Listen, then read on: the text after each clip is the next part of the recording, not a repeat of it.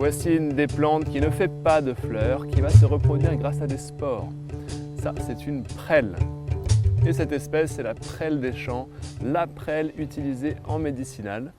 Il y a deux parties avec cette prêle. Il y a la partie fertile, qui arrive au début du printemps, qui va fabriquer les spores, une tige marron. Et il y a la tige stérile ici. Pour l'identifier, regardez, je vais enlever la tige de sa gaine. Cette partie-là qui dépasse au-dessus de mes doigts, là, à la gaine. Et ensuite, j'enlève, on appelle ça des articles. Hop, un article, un article. Et il reste le dernier article.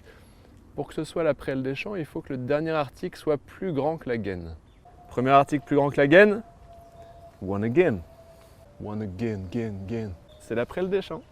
La prêle des marais, la plus toxique, n'aura pas ça. Plus de ça, vous pouvez noter la taille de la tige. C'est une petite tige qui fait moins d'un demi-centimètre, qui est verte. Au niveau de la comestibilité, vous pouvez manger les jeunes tiges fertiles au début du printemps. Par exemple, revenir à la poêle pendant un petit moment, avec une petite sauce soja, c'est très agréable. Et côté médicinal, je disais, c'est la tige stérile qui est utilisée traditionnellement, séchée, réduite en poudre, une bonne cuillère à café le matin mélangée dans un yaourt ou dans un verre de smoothie par exemple.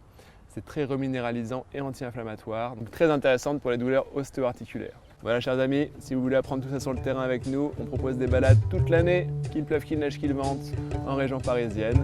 Et sinon on a des formations en ligne, dont une petite dernière là, qui arrive sur la cuisine des plantes sauvages. Ciao.